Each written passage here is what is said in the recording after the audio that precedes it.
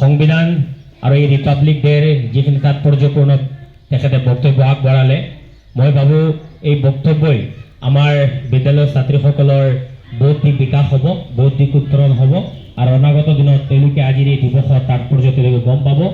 যিখিনি কিতাপত তোমালোকে পাই আহিছা সেই বহুকেইখন কিতাপ ছাৰে সামৰি পেলাই সেই বহুখন কিতাপৰ মূল কথাবিলাক বাস্তৱ কথাবিলাক তোমালোকৰ সন্মুখত ছাৰে দাঙি ধৰিছে।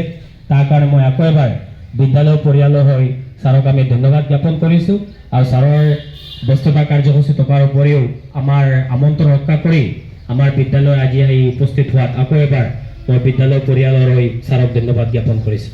এতিয়া আমাৰ কোন ছাত্ৰীৰ কাৰণে কিছুমান চকলেট বিতৰণ হ'ব, তোমালোকে নিজৰ ঠাইত থিয় হৈ থাকিবা, আমাৰ ছোৱালীবিলাকে পঢ়াত বগাই দিব আৰু অলপ ফটো ছেশ্যন হ'ব, তোমালোক নিজৰ ঠাইত থাকিবা।